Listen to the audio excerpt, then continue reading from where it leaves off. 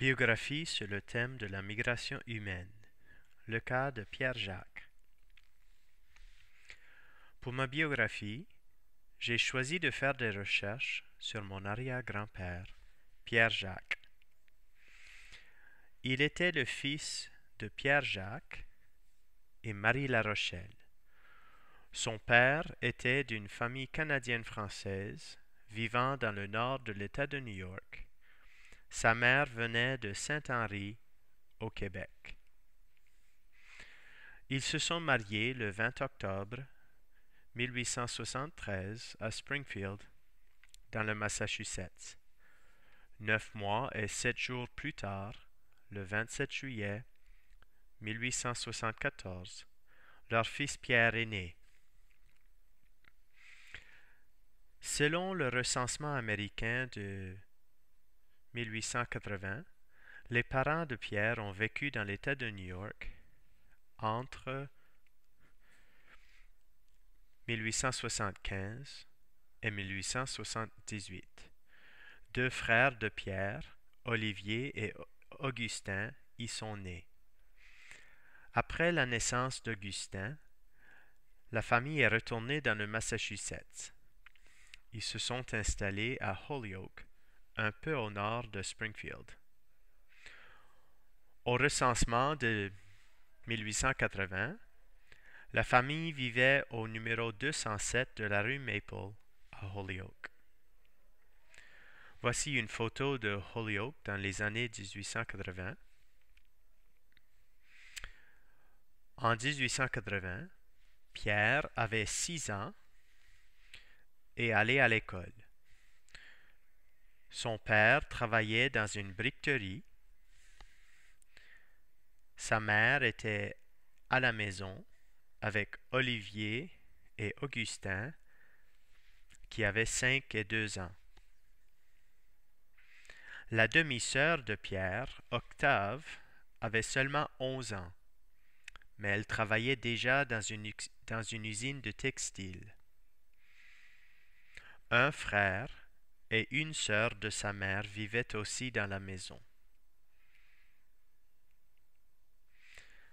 Selon deux de mes grands-tantes, la famille a déménagé à Lawrence, dans le Massachusetts, quand Pierre était encore assez jeune. Selon elles, leur grand-père s'est noyé dans le fleuve Merrimack. Vers 1885, la famille est allée vivre à Lewiston, dans le Maine. Pierre n'est probablement pas allé à l'école à Lewiston. Il a probablement commencé tout de suite à travailler dans les usines de coton. À Lewiston, Pierre a rencontré Catherine Martin. Elle est née à Fort Kent le 2 septembre 1878. Mais puisque son père avait du mal à gagner sa vie sur la ferme à Fort Kent, il a vendu la ferme vers 1887 et a déménagé à Lewiston avec les 4 plus jeunes de ses enfants. À Lewiston, il a trouvé du travail dans une usine de textile. À Lewiston, les parents de Catherine ont trouvé une grande maison dans la rue Lisbonne. Il y avait assez de chambres pour la famille et aussi des chambres qu'ils pouvaient louer à d'autres personnes. Vers l'âge de 20 ans, Pierre a loué une chambre dans cette maison et c'est ainsi qu'il a rencontré sa future épouse. Pierre et Catherine se sont mariés le 22 juin 1896 dans l'église Saint-Pierre et Saint-Paul à Lewiston. L'annuaire du comté d'Androscoggin indique qu'au début de leur mariage, ils ont habité dans la pension des parents de Catherine. En 1899, le couple était à Fort Kent pour la naissance de leur deuxième enfant, Roland. Pierre travaillait comme blanchisseur. Toutefois, au recensement de 1900, Le couple était de retour à Lewiston. Ils habitaient au numéro 55 de la rue Knox avec leurs fils Roland et Lionel. Pierre travaillait dans une usine de coton. Pierre et Catherine ne voulaient pas que leurs enfants travaillent dans les usines à Lewiston. Quand elle était jeune, Catherine travaillait dans une usine.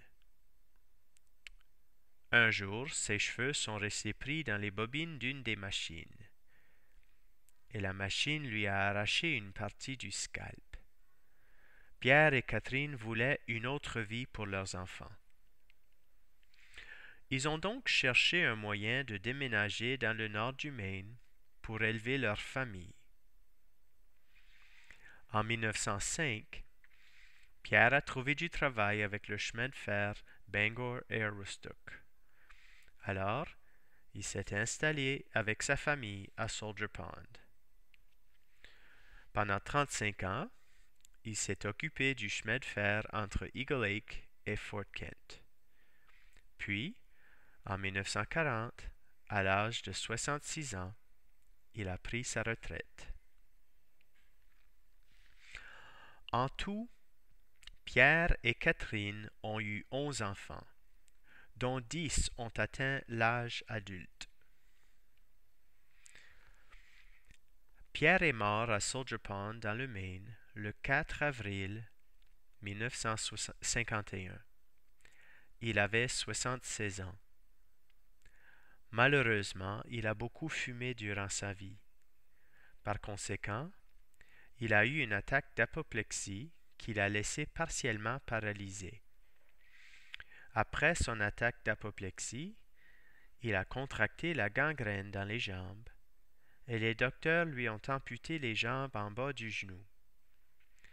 Les effets des cigarettes ont beaucoup diminué sa qualité de vie avant sa mort.